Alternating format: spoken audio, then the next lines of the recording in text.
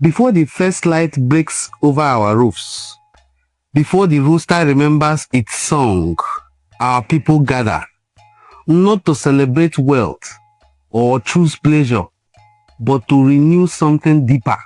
They gather for Iwo, the festival of peace and purity. In our home, peace is not just a word. It's a covenant, a promise we make again and again, so that harmony never fades.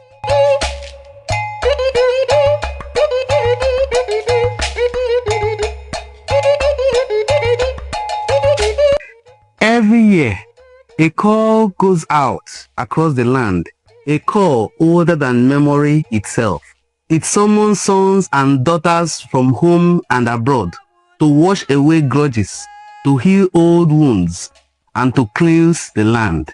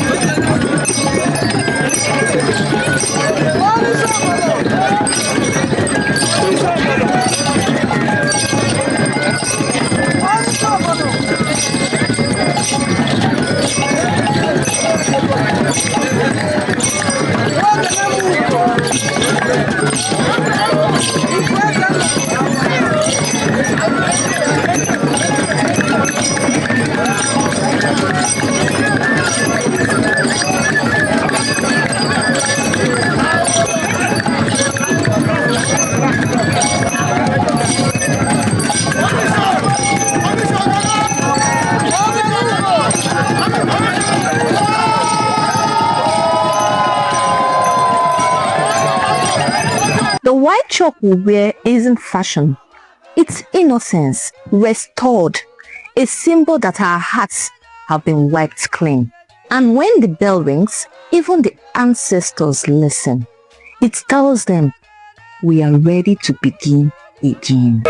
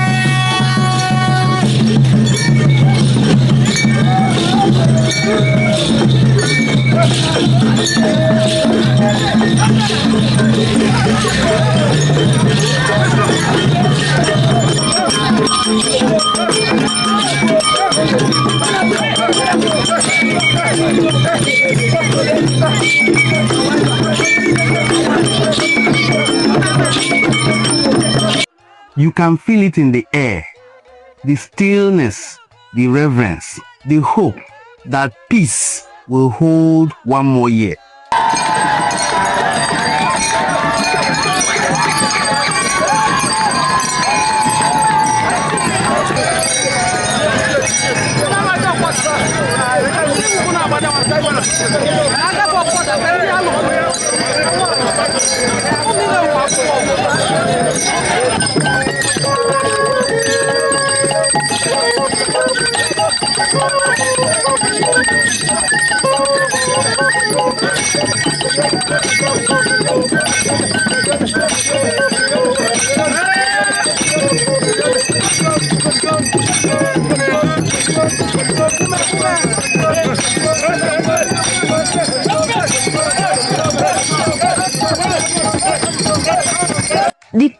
grows, drums awaken the ground, a heartbeat echoing through generations.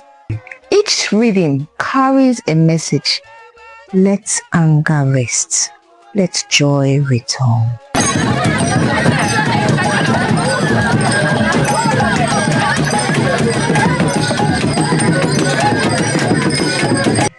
Even the smallest child moves with purpose, because in this dance, everyone belongs. For us, this is more than just a performance. It's a language. The way we tell the land, we have not forgotten who we are.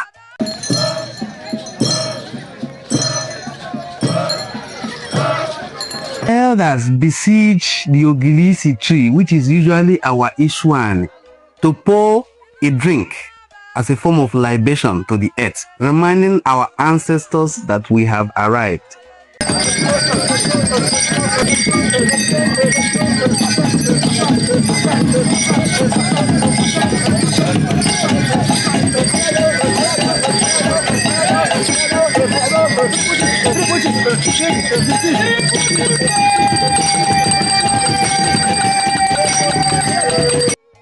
As we say, Uku, it is water that quenches fire.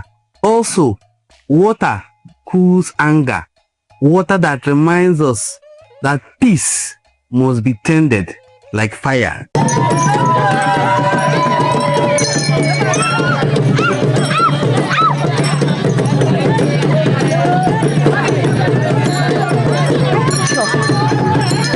The white chalk marks our hands, our walls, our hearts. We confess, we forgive, and somehow we are lighter. In this stillness, you understand, purity isn't perfection. It's permission. Permission to try again.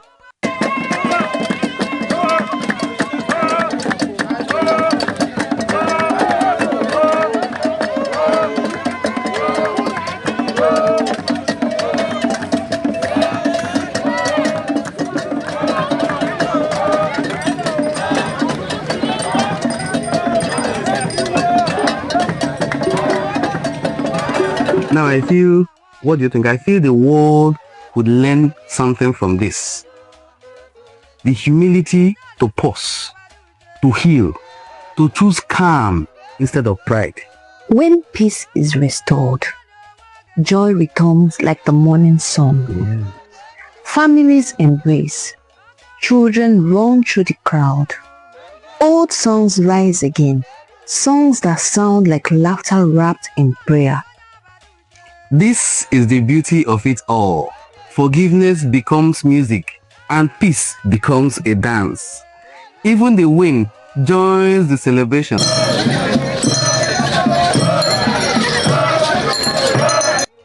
Look closely. This is more than just tradition. It's how we remember our shared humanity, just like the very first Iwu festival. The festival may come to an end, but its meaning remains, written on the heart that was there, and the heart that was here, and the hearts that even saw the videos just online for the fact that they are from that kingdom. The heart continues to remember, because somewhere beyond the dust and the drums, there's a lesson for everyone, including you who is not even from that kingdom. It simply teaches everyone that forgiveness is the purest form of power, and peace begins when someone chooses to start again. So whenever you choose to start again, there and then peace begins.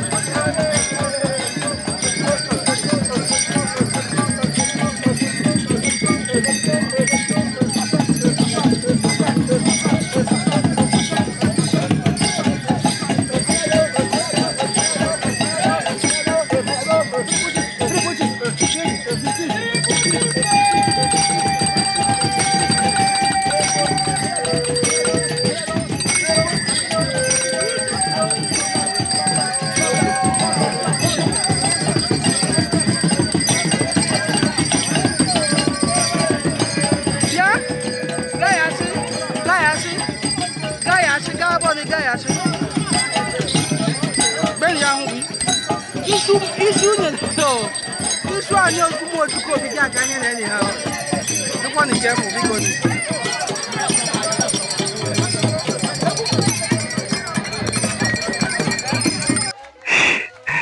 am Onwode Ngozi Fortune, and my name is Wanamaka Onwode Isiche, and this is my beautiful wife. Together, we enjoyed the narrative or the narration of the popular Iwu festival of Ubulu-Uku people and what lessons the festival teaches the world. Thank you for watching this video. If you enjoyed watching the video, please scroll through our channel. You'll find many other interesting videos to watch. And for my wife, you say, thank you very much. Do well to like, leave a comment and share. Bye. Bye.